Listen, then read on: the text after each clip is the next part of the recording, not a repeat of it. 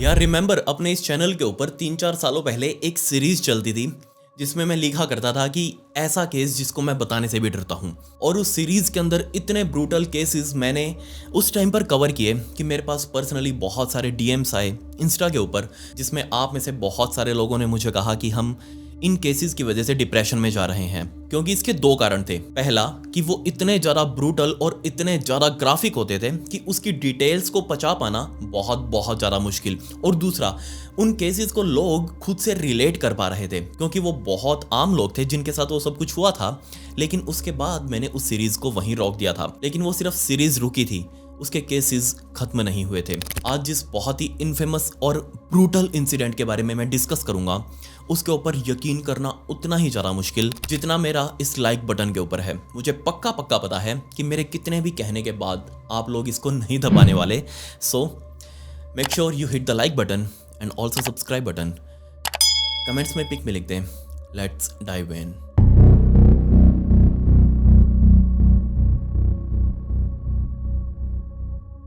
इस बहुत ही unbelievable incident को समझने के लिए हमें साउथ कोरिया में जाना पड़ेगा। और टाइम था मार्च 2002 का, जब मार्च 2002 के एंडिंग डेज में 26 साल का मिस्टर ली वहीं के एक हॉस्पिटल के अंदर उसकी आंख खुली। और जैसे उसने अपने आप का हाल देखा तो उसको समझ नहीं आया कि वो आखिर इस हॉस्पिटल में कर क्या रहा है, और दूसरी बात उसको हुआ क्या है, वो यहाँ पर क्यों है। तो उसने हाथ लगा लगा कर अपनी पूरी बॉडी को चेक किया कि कहीं उसको कुछ हो तो नहीं गया। तो उसके पेट के ऊपर बहुत सारी रुई लगा लगा कर ऊपर पट्टियां बांधी गई थी। तो उसने तुरंत साइड में खड़ी हुई नर्स से पूछा कि हे, मैं यहाँ पर क्या कर रहा हूँ। तो उस नर्स ने बताया कि कुछ दिनों पहले आपने अपनी जान लेने की कोशिश करी थी और इस काम को करने के लिए आपने खुद अपने हाथ में चाकू पकड़कर अपने पेट के अंदर मारे, जिससे आप वहीं पर बेहोश हो गए थे। और आपकी पत्नी ओम इन सुक यहाँ पर आपको लेकर आई, जिसके बाद आपको एडमिट किया गया, आपका इलाज शुरू किया गया और फाइनली अब आपको होश आ चुका है। और जब ये सारी बातें मिस्टर ली ने सुनी, उसको समझ नहीं आया कि आखिर जो ये बोल रही है क्या ये सच है, क्योंकि उसको ऐसी कोई भी मेमोरी याद नहीं जिसमें उसने खुद की जान लेने की कोशिश करी हो, या फिर उसके पास ऐसा कोई भी मोटिव नहीं, क्योंकि उसकी जिंदगी बहुत बहुत ज्यादा सॉल्ड चल रही थी। ऐसा उसके पास कोई भी कारण नहीं जिससे वो खुद की जान लेने की कोशिश करे। उसी बेड के ऊपर लेटे लेटे मिस्टर ली अपने फ्लैशबैक के अंदर गए, जब अपनी वो पूरी जिंदगी को रिकॉल कर रहे थे। ऐसा उनके साथ पहले भी हो चुका था, कई ऐसी इंसिडेंट्स उसके साथ हुए थे जो उनको याद नहीं थे। असल में उन्होंने 90s के अंदर ओम इन सुक से शादी करी थी, लेकिन उनके पेरेंट्स, दोनों के ही पेरेंट्स, ना ही ओम इन सुक के ना ही मिस्टर ली के, इनकी शादी को एग्री थे, जिसकी वजह से मजबूरन इन्होंने कोई बड़ा फंक्शन नहीं किया अपनी शादी के अंदर। इनफैक्ट अपनी शादी की कोई सेरेमनी भी इन्होंने नहीं करी, कोई रीति रिवाज परफॉर्म नहीं किए। ये दोनों जस्ट वहीं के एक लोकल कोर्ट के अंदर गए और कोर्ट मैरिज करके एक साथ रहने लगे थे। जिसके बाद मिस्टर ली ने एक मूवर्स एंड पैकर्स की कंपनी के अंदर काम करना शुरू कर दिया, जबकि अपना घर सही तरीके से चलाने के लिए उनकी पत्नी ओम इन सुक वो एक इंश्योरेंस कंपनी के अंदर काम करने लगी थी। जल्दी ही शादी के कुछ टाइम बाद ओम इन सुक प्रेग्नेंट हो चुकी थी और इस प्रेगनेंसी के बाद ओम इन सुक ने एक बेबी गर्ल को जन्म दिया।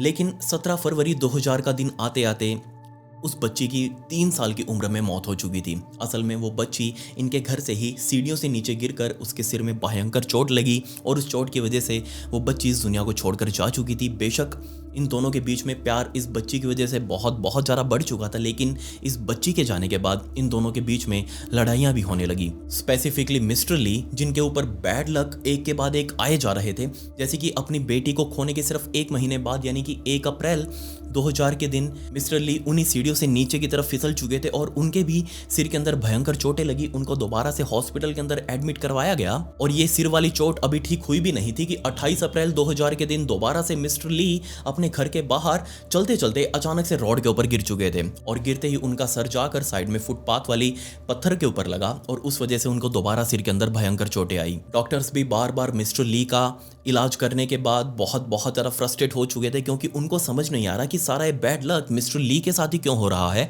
उन्होंने एक बहुत लंबी चौड़ी लिस्ट मिस्टर ली के शरीर पर परफॉर्म करी, टेस्ट की, लेकिन सारे टेस्ट नॉर्मल आ रहे थे। डॉक्टर्स को लग रहा था कि कहीं ना कहीं मिस्टर ली मेंटली कुछ सफ़र कर रहे हैं या फिर उनकी दिमागी हालत कुछ ठीक नहीं है, लेकिन ऐसा कुछ भी नहीं था, वो एकदम परफेक्ट। इसके बाद मई 2000 के अंदर एक दिन मिस्टर ली जैसे अपने बेड पर सोकर सुबह सुबह उठे तो उनसे उठा ही नहीं जा रहा था। असल में वो खड़े तो हो चुके चुके थे, लेकिन उनको सामने कुछ भी दिखाई नहीं दे रहा, उनकी आंखें नहीं खुल पा रही। और जब उन्होंने अपना हाथ अपनी आंख के ऊपर लगा कर देखा तो वो बहुत बहुत ज़्यादा सूजी हुई थी। वो बहुत जोर जोर से चिल्लाने लग गए। ओम इन सुक भागकर तुरंत मिस्टर ली के पास आई, पूछने लगी कि हाँ जी बताओ क्या हुआ। मिस्टर ली ने बोलना शुरू किया कि मेरी ये आंख खुल नहीं रही, इसके अंदर भयंकर दर्द हो रहा है और ये सूज भी चुकी है। तुरंत ओम इन सुक उनको लेकर हॉस्पिटल में गई। डॉक्टर्स ने उनको एडमिट किया। जो आई स्पेशलिस्ट डॉक्टर थे वो मौके पर आए। उन्होंने मिस्टर ली की आंख को चेक किया, लेकिन उनको कोई भी अंदर दिक्कत दिखाई नहीं दी। सिर्फ एक दिक्कत थी, उनकी जो आंख का कॉर्निया था वो प्रॉपरली डैमेज हो चुका था और ये डैमेज की वजह से उनकी आंख परमानेंटली अब अपना विजन लूज कर चुकी थी। बेशक अब इस आंख का तो कोई इलाज नहीं था। एक आंख से मिस्टर ली परमानेंट अंधे हो चुके थे, लेकिन मिस्टर ली को थोड़े दिनों बाद हॉस्पिटल से छुट्टी मिल गई। वो अपने वापस घर आ चुके थे और ऐसे ही एक दिन सडनली बैठकर ओम इन सुक और मिस्टर ली आपस में बात कर रहे थे कि आखिर उनके साथ ये सब कुछ क्यों हो रहा है। दोनों अपनी जिंदगी को पीछे की तरफ रिफाइंड करके सोचने लगे कि जब उनकी जिंदगी में उनकी बेटी थी तो सब कुछ सही चल रहा था, लेकिन उसके जाते ही आखिर इनके साथ ऐसा क्या हो गया जो एकदम से उनके ऊपर मुसीबतों का पहाड़ टूट पड़ा। इनफैक्ट मिस्टर ली ने अपने बहुत सारी इंश्योरेंस पॉलिसीज भी करवा रखी थी और ये इंश्योरेंस पॉलिसीज की ही देन थी कि अपना घर चला पा रहे थे या फिर हॉस्पिटल में मेडिकल बिल भर पा रहे थे। दोनों इस बात के लिए बहुत ज़्यादा खुशकिस्मत थे कि उनको बहुत बड़ा कोई कर्जा वगैरह नहीं लेना पड़ा, वरना वो ऐसे किसी भी हॉस्पिटल में जाकर अपना इलाज नहीं करवा पाते। जिसके बाद मार्च 2002 में मिस्टर ली के साथ वो पेट में चाकू लगने वाला इंसिडेंट हुआ और इसके सिर्फ 2 महीने बाद एक दिन अपनी डेली रूटीन की तरह मिस्टर ली और ओम इन सुक ये दोनों किचन के अंदर अपने लिए खाना बना रहे थे। बट तभी ओम इन सुक ने मिस्टर ली को एक फ्राई पैन दिया जिसके अंदर काफ़ी सारा तेल था और जैसे ही मिस्टर ली ने वो फ्राई पैन अपने हाथ में पकड़ा, वो फ्राई पैन नीचे जाकर, जो नीचे स्लैब था किचन वाला, उस स्लैब के ऊपर जाकर गिरा और उसमें से तेल बहुत सारा छलक कर सीधा बेचारे मिस्टर ली के फेस पर जाकर गिरा, वो भी खौलता हुआ तेल।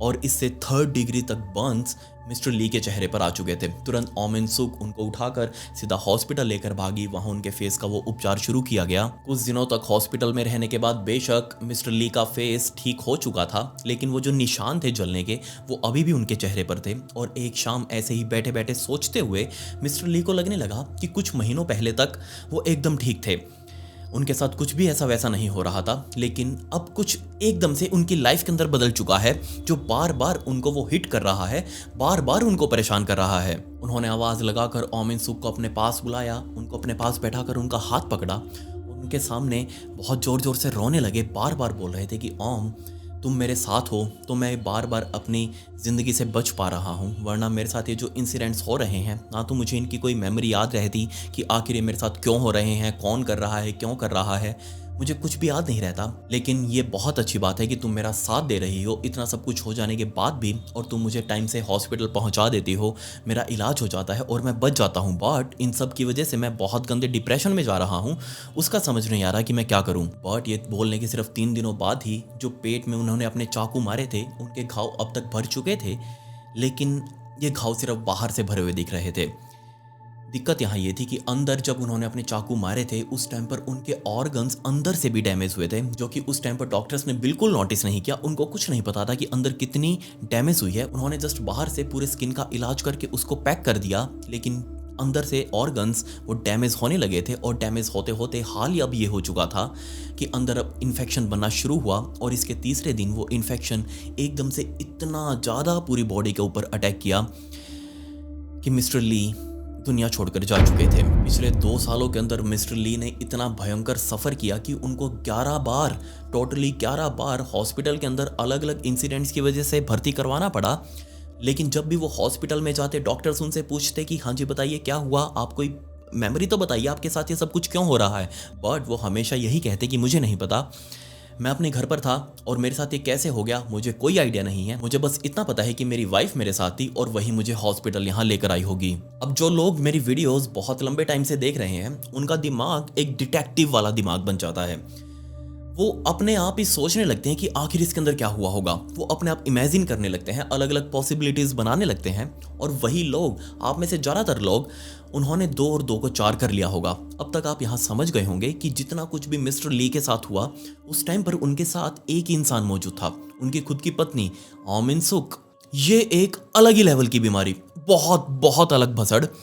इसने पिछले 2 सालों के अंदर अपने पति के नाम पर ली हुई इंश्योरेंस पॉलिसीज को 58 बार, जी हाँ 58 बार क्लेम किया उनके अलग अलग मेडिकल बिल्स के लिए, उनकी दवाइयों के लिए, उनके टेस्ट के लिए और उनका खर्चा पानी लेने के लिए अलग अलग 58 बार उसने पैसे लिए। और रफली इस ओम इन सूक ने 58 बार लिए हुए पैसों को अगर हम काउंट करें तो अपने यहाँ के हिसाब से तकरीबन 1,60,70,00,000 यहाँ के हिसाब से बनते हैं। 280 मिलियन युआन वहाँ के साउथ कोरिया के यहाँ तकरीबन 1.5-2 करोड़ के आसपास बनते हैं। इतना पैसा उसने 58 बार की किश्तों में लिया अपनी पति की इंश्योरेंस पॉलिसी से। और इस पॉइंट तक आते आते आप ये भी समझ चुके होंगे कि जितना कुछ भी मिस्टर ली के साथ हुआ वो कोई इंसिडेंट्स नहीं थे, वो कोई रैंडम चीज़ नहीं थी, बल्कि उनके साथ होने वाली हर एक चीज़ उसके पीछे प्रॉपर तरीके से प्लानिंग थी, प्रॉपर तरीके से पूरा हाथ था उनकी ही वाइफ ओम इन सूक का। ये ओम इन सूक किस लेवल की इन सब कामों के अंदर ट्रेंड हो चुकी थी इसका अंदाजा आप यहीं से लगा लीजिए कि इसकी एक्टिंग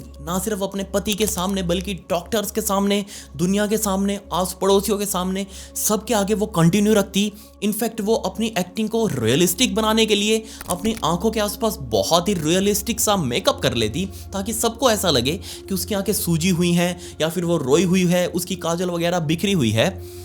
इन सब चीज़ों को देखकर सबको ऐसा लगता कि ये बहुत ज़्यादा परेशान है अपने पति को लेकर। अब ये खुद ओम इन सूक एक इंश्योरेंस कंपनी के अंदर नौकरी कर रही थी, तो इसको उन कंपनीज की इंश्योरेंस पॉलिसीज की बारीकियों का पता था, उनकी कमजोरियों का पता था कि कैसे सही तरीके से एक क्लेम को प्रोसेस करवाते हैं किसी भी कंपनी में।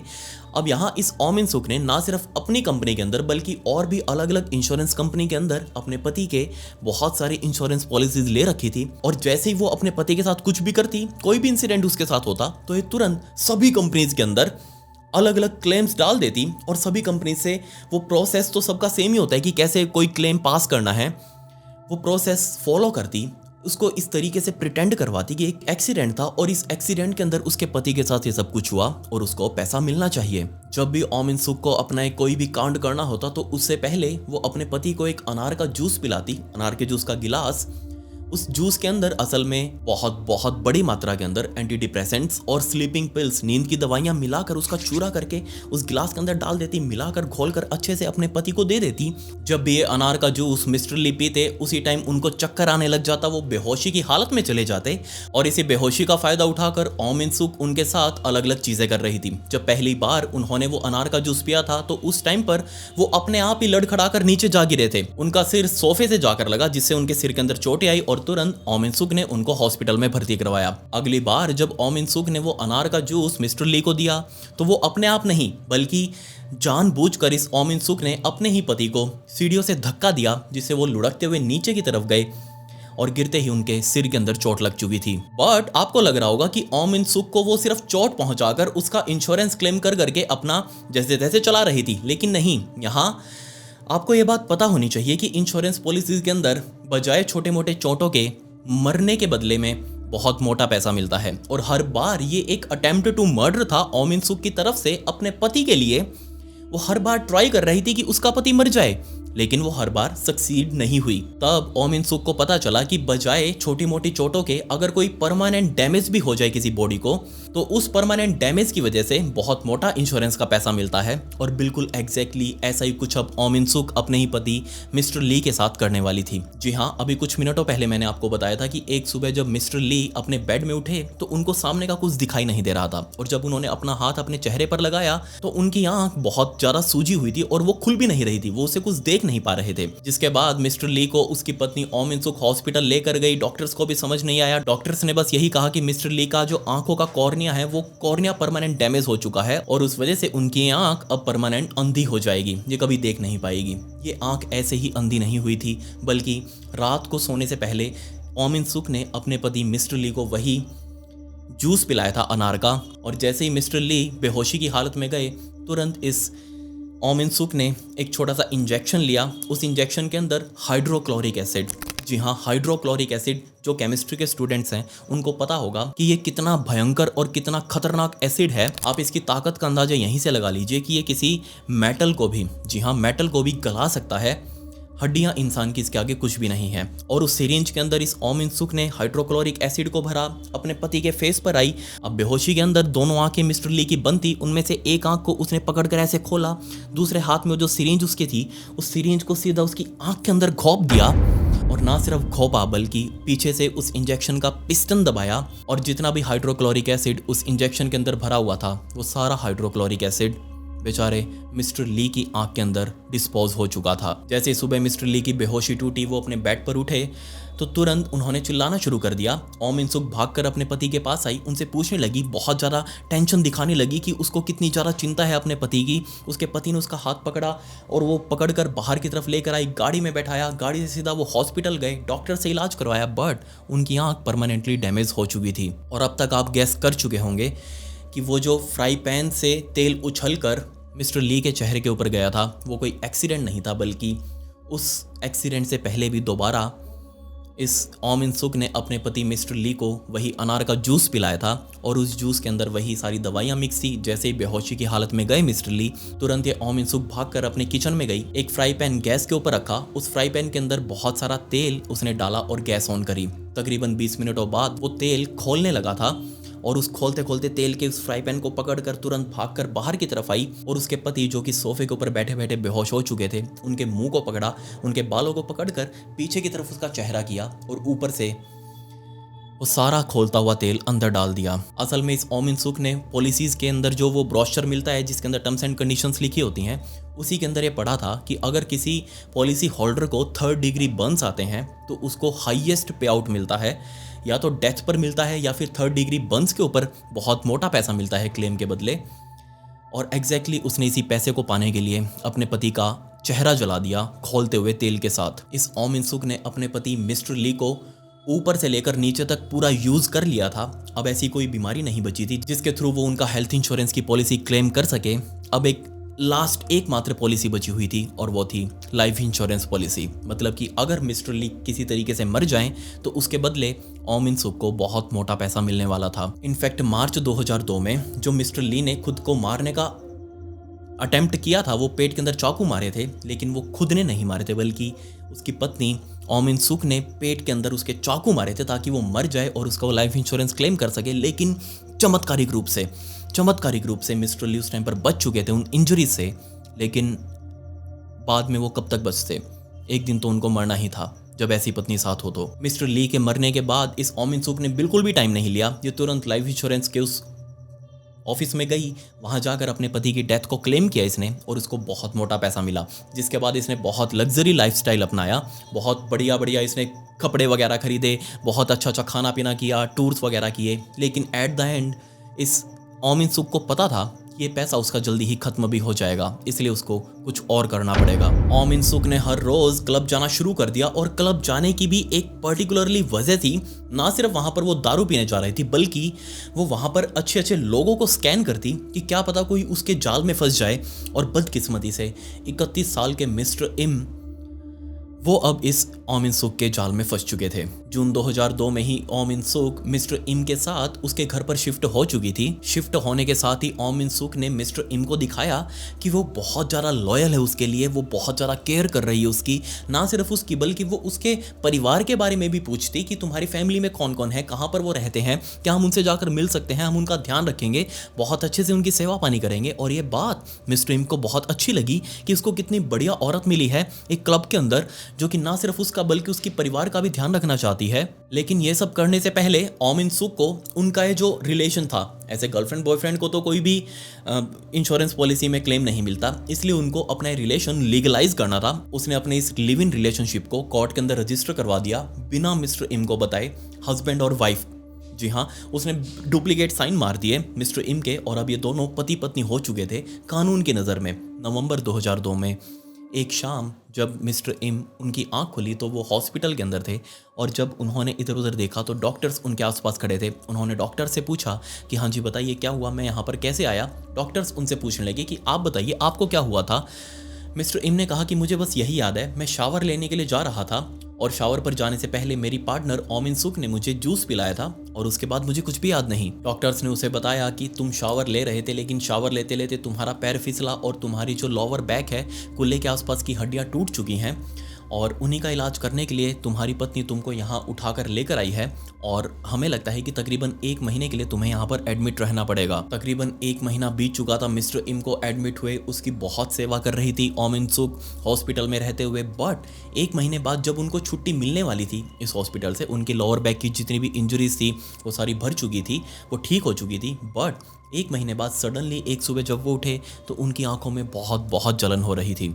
जी हाँ, आपने बिल्कुल सही समझा, मिस्टर इम की भी आंखों के अंदर बिल्कुल वही काम किया था उनकी ही पत्नी, लीगलाइज्ड पत्नी इस ओम इन सुक ने। बट इस आंखों वाले इंसिडेंट से पहले एक और गुड न्यूज़ इस ओम इन सुक ने मिस्टर इम को दी कि वो प्रेग्नेंट है। जी हाँ, मिस्टर इम के परिवार वालों ने बताया कि मिस्टर इम के साथ रहते हुए इस ओम इन सुक ने उसको इतना ज़्यादा प्रेशराइज्ड किया रिलेशन बनाने के लिए, फिजिकल रिलेशन बनाने के लिए, उसके साथ सेक्स करने के लिए, कि वो बस प्रेग्नेंट होना चाह रही है किसी भी तरीके से। मिस्टर इम के साथ वो एक बच्चा चाह रही थी किसी भी तरीके से। इनफैक्ट ओम इन सुक इतनी ज्यादा डेस्परेट थी बच्चे के लिए कि वो अलग अलग पोजीशंस को छोड़कर सिर्फ उसी पोजीशन में फिजिकल रिलेशन बनाती जिसके अंदर प्रेगनेंसी रुकने के ज्यादा चांसेस थे। इनफैक्ट उसने हॉस्पिटल के अंदर रहते हुए भी मिस्टर इम के साथ रिलेशंस बनाए सिर्फ इसलिए ताकि वो प्रेग्नेंट हो जाए। और चमत्कारिक रूप से ओम इन सुक अब प्रेग्नेंट हो चुकी थी। बट ना तो मिस्टर इम कभी अपने बच्चे का मुंह देख पाए और ना ही वो कभी जिंदा बच पाए। क्योंकि इस हॉस्पिटल के अंदर रहते हुए ही उनकी आंखों के साथ जो इन्फेक्शन हुआ था वो इन्फेक्शन बढ़ के ना सिर्फ पूरे चेहरे पर फैला बल्कि पूरी बॉडी में फैल चुका था। उनकी आंखों के अंदर भी एक रात सोते सोते इस ओम इन सुक ने वही एक हाइड्रोक्लोरिक की इंजेक्शन भरी और मिस्टर इम की आंखों को ऐसे खोलकर उसकी आंखों के अंदर वो इंजेक्शन पूरी खौप कर पीछे से पिस्टन दबा दिया।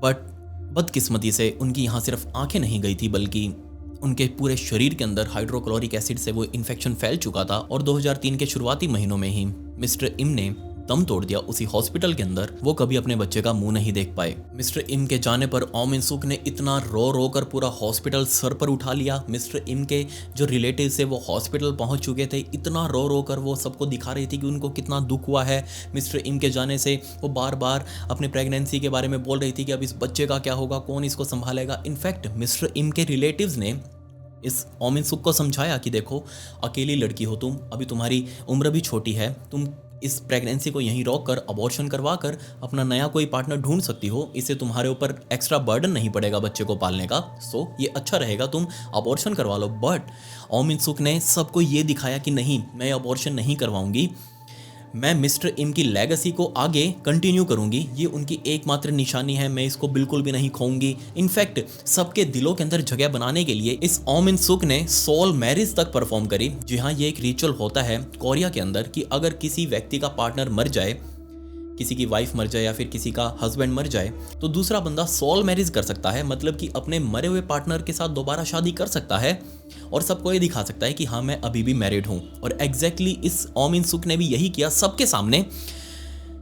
उसने सोल मैरिज को परफॉर्म किया ये दिखाने के लिए कि मिस्टर इम उसके कितने ज़्यादा क्लोज थे। मिस्टर इम के मरने पर तकरीबन 39 मिलियन युआन, कोरियन की करेंसी, इतना पैसा इस ओम इन सुक को मिला। लेकिन ये तो बहुत कम था। पिछली बार तो इसको 282 मिलियन युआन मिले थे, अब तो सिर्फ 39 मिलियन युआन ही मिले हैं। ये बहुत कम था, इतना कम एक्सपेक्ट नहीं किया था इस ओम इन सुक ने। असल में ये ओम इन सुक और ज़्यादा पैसा निकालना चाह रही थी किसी भी तरीके से, बार बार इंजरीज दे देकर मिस्टर इम को। लेकिन वो इन्फेक्शन की गलती थी कि वो बहुत जल्दी फैल गया उनकी बॉडी के अंदर और उस इन्फेक्शन की वजह से मिस्टर इम की मौत हो गई और यहाँ इस ओम इन सुक का नुकसान हो गया। बट ये ओम इन सुक यहीं रुकने वाली नहीं थी, अब इसको एक नया प्लान चाहिए था। बेशक ओम इन सुक अपने परिवार से बहुत लंबे टाइम पहले ही कट चुकी थी, क्योंकि वो जो पहली शादी करी थी उस टाइम पर उसके परिवार वाले खुश नहीं थे, इसलिए उसने अपने परिवार से नाता तोड़ दिया था। लेकिन दोबारा से इस ओम इन सुक ने अपनी माँ से कांटेक्ट किया, उनसे फ़ोन पर बातें करी। और अब माँ का दिल आपको पता ही है, वो अपने बच्चों के लिए कभी भी छोटा नहीं हो सकता। उसकी माँ ने तुरंत ओम इन सुक को माफ़ कर दिया और ओम इन सुक अब अपना सारा तामझाम, अपना झोला झपटा उठाकर अपनी माँ के घर पहुँच चुकी थी। लेकिन वहाँ पहुँचते उसने बताया कि वो प्रेग्नेंट है और उसको जल्दी एक बच्चा भी होने वाला है। असल में ओम इन सुक की माँ के घर पर ओम इन सुक की माँ और उसके 2 भाई, मतलब कि ओम इन सुक के 2 सगे भाई, बड़े भाई, वो भी यहाँ इनके साथ रह रहे थे। और अब ओम इन सुक और उसका आने वाला बच्चा अब ये भी यहाँ पर हो चुके थे, मतलब अब परिवार के ऊपर बोझ बढ़ने वाला था। 26 जुलाई 2002 के दिन शाम के टाइम पर ओम इन सुक अपने घर पर अपनी माँ के साथ बैठी हुई थी। तभी वो अपने सोफे से उठी, किचन में गई और किचन में अनार का जूस बनाने लगी।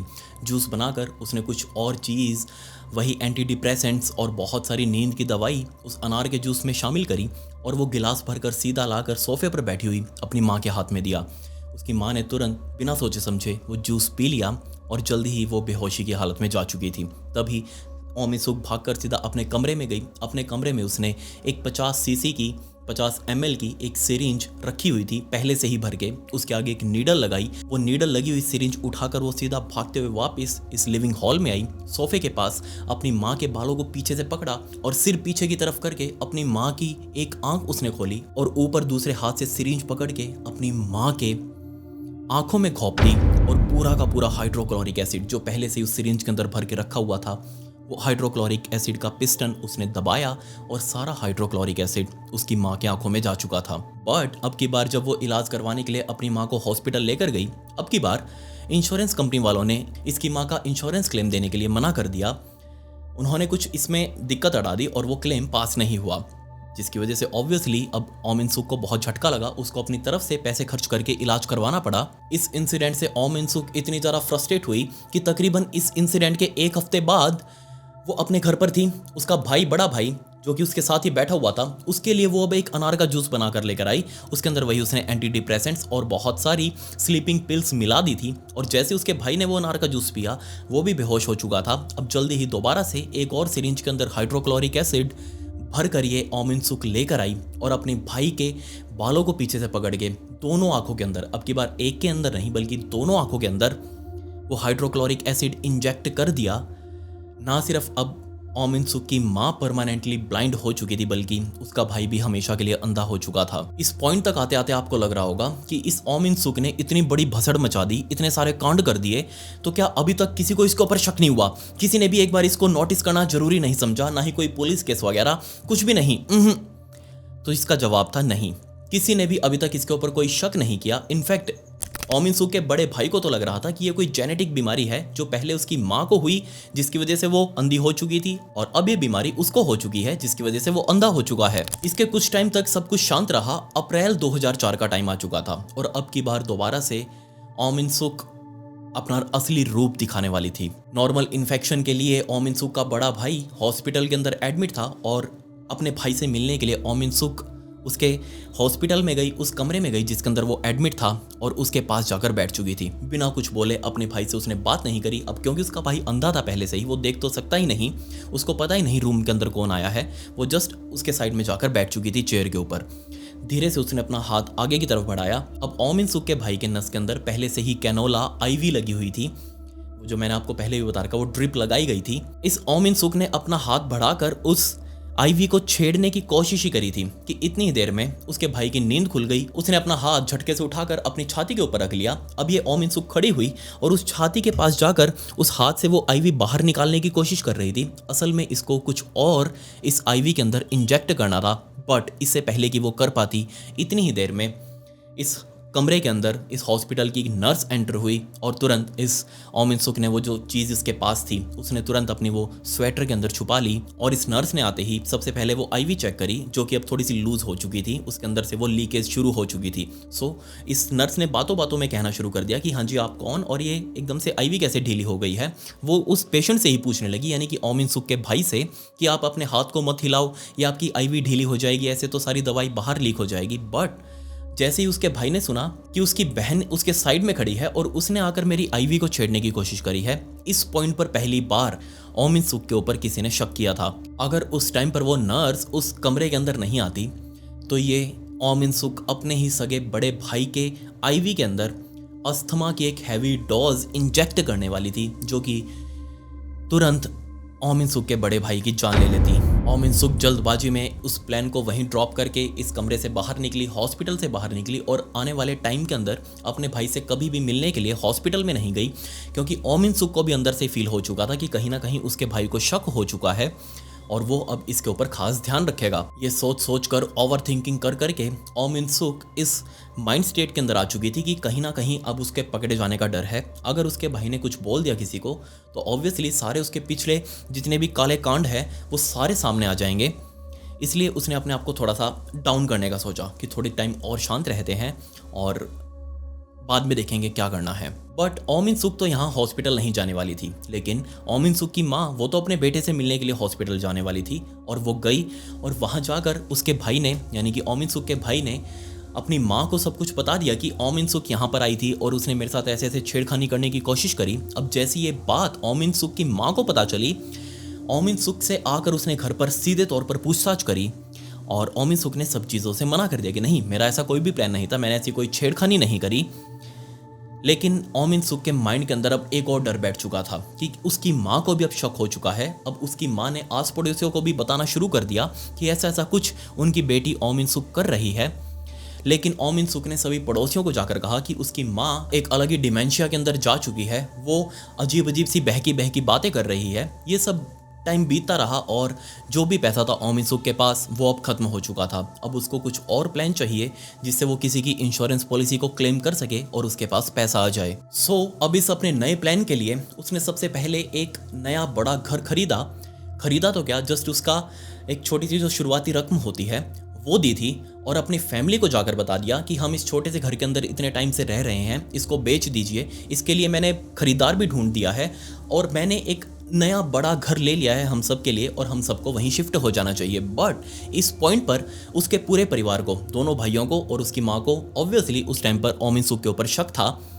लेकिन इवेंचुअली इस ओम इन सुक ने पूरे परिवार को कन्विंस कर लिया कि हमें घर छोड़ देना चाहिए और हमें बड़े घर में शिफ्ट हो जाना चाहिए। सभी लोग उसकी बात मान गए अपने इस घर को खाली करने के लिए और उसको बेचने के लिए और एक नए घर के अंदर शिफ्ट हो जाने के लिए। बट यहाँ दिक्कत ये थी कि ऐसा कोई बड़ा घर था ही नहीं, क्योंकि अभी तक इस ओम इन सुक को मिला ही नहीं था वो घर, उसका कब्जा नहीं मिला था। उसने जस्ट उसकी शुरुआती रकम दी थी तकरीबन 2% के आसपास की, अभी भी 98% उसकी पेमेंट बाकी थी जो कि वो करने के लिए ओम इन सुक के पास पैसा था ही नहीं।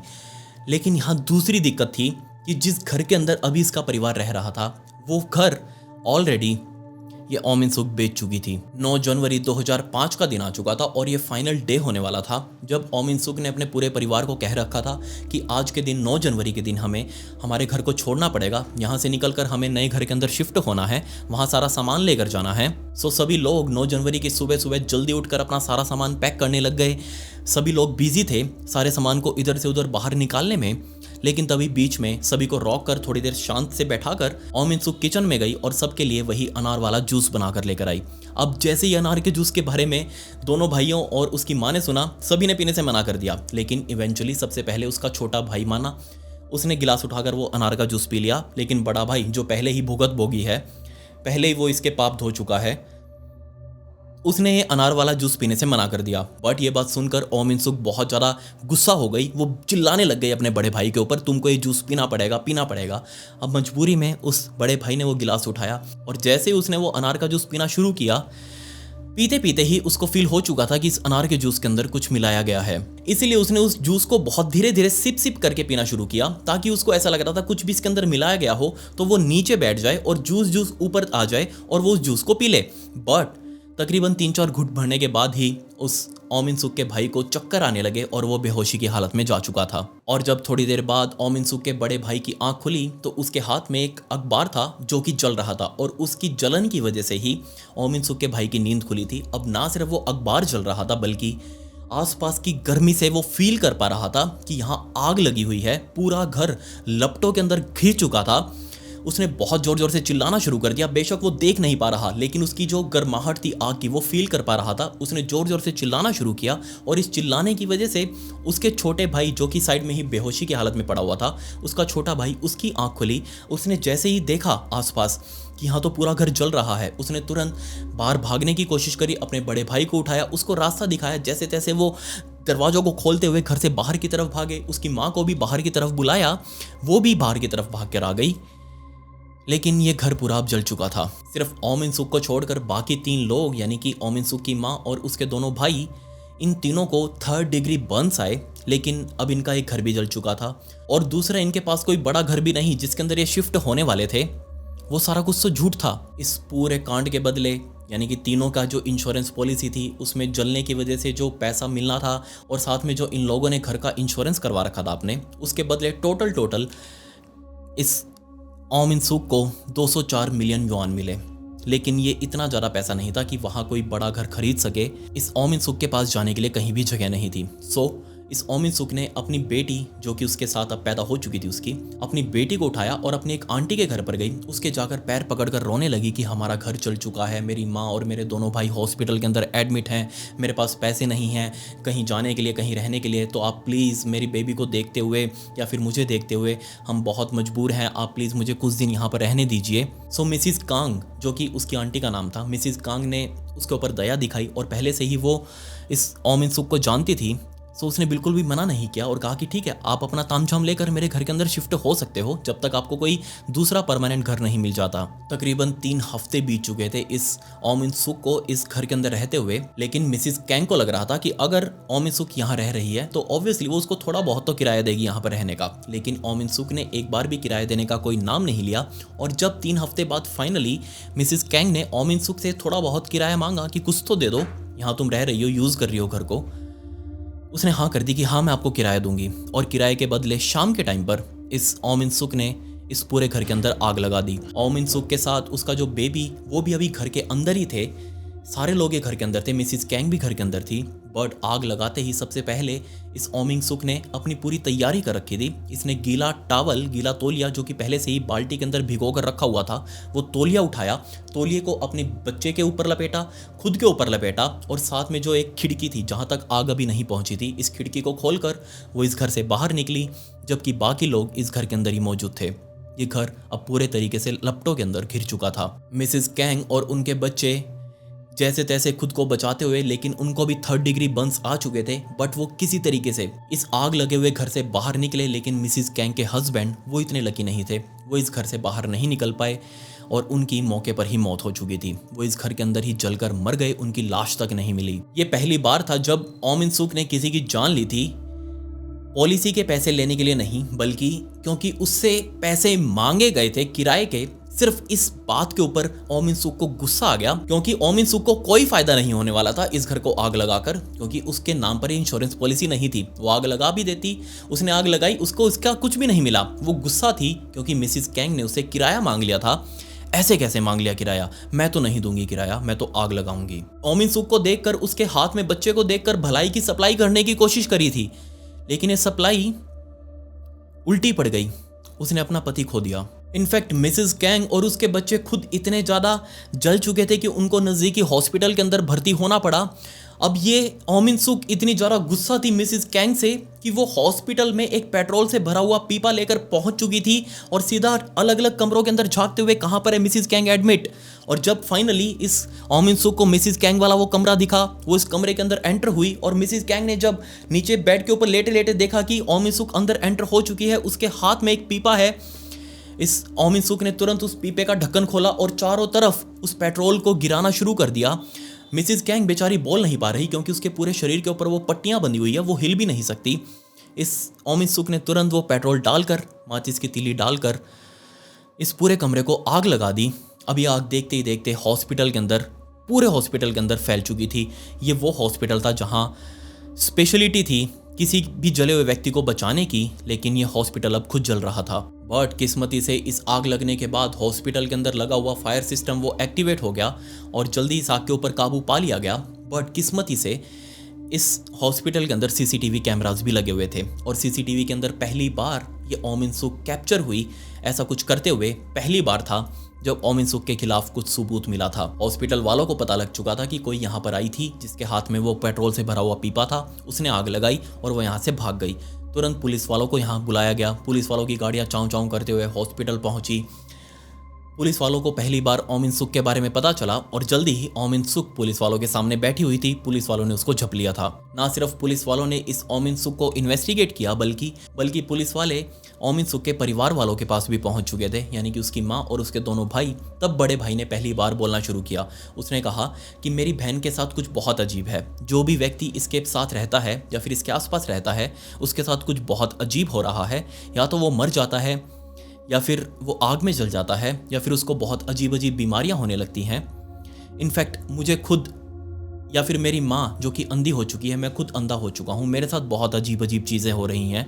हमें कुछ समझ नहीं आ रहा कि मेरी बहन के साथ क्या गलत है। तुरंत सारे आरोप इस ओम इन सुक के ऊपर साबित हुए और जल्दी ही कोर्ट के अंदर इसको पेश किया गया। कोर्ट ने इसको सजा भी दे दी। बट कोर्ट के सामने इस ओम इन सुक ने अपील लगाई कि मेरा एक 3 साल का बच्चा है जिसकी देखरेख करने वाला कोई भी नहीं है। इनफैक्ट मेरा बच्चा एक बहुत ही अजीब सी बीमारी के साथ पीड़ित है जिसको कोरिया के अंदर कावाजाकी कहते हैं। ये असल में एक ऐसी बीमारी है जिसके अंदर नसें बहुत ज़्यादा सूज जाती हैं अंदर और ब्लड फ्लो उनके अंदर सही से नहीं हो पाता, लेकिन ये ट्रीटेबल है। अभी तक इस ओम इन सुक ने अपने बच्चे की इस हालत को देखते हुए उसका इलाज तक नहीं करवाया। इसका इलाज आसानी से हो सकता था। अब पता नहीं वो कोर्ट वाले जज कौन सा माल पीकर सेट थे। अभी तक तो इन्वेस्टिगेशन भी पूरी नहीं हुई थी इस ओम इन सुक की, लेकिन उसको बेल ग्रांट कर दी। इस ओम इन सुक को सिर्फ अपने बच्चे के लिए जमानत मिल चुकी थी और जमानत पर बाहर आते ही सीधा ये ओम इन सुक एक और महिला से जाकर मिली जिसका नाम था मिसिज यू। ये मिसिज यू असल में बहुत सालों पहले इस ओम इन सुक से मिली थी हॉस्पिटल के अंदर ही, जब मिस्टर ली यानी कि ओम इन सुक का सबसे पहला हस्बैंड हॉस्पिटल के अंदर एडमिट था। उसी हॉस्पिटल के अंदर ये मिसिज यू मिली थी और अब दोबारा से ये ओम इन सुक मिसिज यू के पास मिलने के लिए गई। उसे कुछ उसको डिस्कस करना था। ये दोनों अभी मिसिज यू के घर के अंदर बैठकर आराम से बातें कर ही रही थी कि तभी ओम इन सुक खड़ी हुई और सीधा मिसिज यू के घर में बने हुए किचन में गई। बोल कर गई थी कि मैं अनार का जूस बना कर ला रही हूँ हम दोनों के लिए। और उस जूस को पीने के बाद सीधा मिसिज यू की आंखें भी हॉस्पिटल के अंदर खुली, लेकिन वो कुछ देख नहीं सकती थी। वो भी परमानेंटली ब्लाइंड हो चुकी थी। लेकिन मिसिज यू का क्रेडिट कार्ड वो अभी भी मिसिंग था। जी हाँ, इस क्रेडिट कार्ड से इस ओम इन सुक ने पैसा निकलवाया अपने बेटे का इलाज करवाने के लिए, जो कि अभी तक उसने नहीं करवाया था। कोर्ट ने उसको यही कहा था कि तुमने अभी तक अपने बेटे का इलाज क्यों नहीं करवाया। बदले में इस ओम इन सुक ने कहा कि मैं अपने बेटे का इलाज करवाने के लिए ही आपसे जमानत मांग रही हूँ, लेकिन उसने ये नहीं बताया कि वो इलाज के लिए पैसा कहाँ से लाएगी। अब पता लगा कहाँ से लेकर आई पैसा। बट अब आप बस सोच कर देखिए, ओम इन सुक का बेटा हॉस्पिटल के अंदर एडमिट था। 1 अप्रैल 2005 का दिन आ चुका था। बहुत अच्छे से वो रिकवर कर रहा था, लेकिन 1 अप्रैल 2005 की शाम को ओम इन सुक का बेटा 3 साल की उम्र के आसपास उसकी मौत हो चुकी थी। सडन डेथ उसकी आई। डॉक्टर्स को समझ ही नहीं आया कि जो बच्चा इतनी अच्छे तरीके से रिकवर कर रहा हो उसकी मौत कैसे हुई। 19 तारीख को दोबारा से ओम इन सुक को अरेस्ट कर लिया गया पुलिस वालों के द्वारा और अब दोबारा से उसकी जी लगाकर सेवा की गई।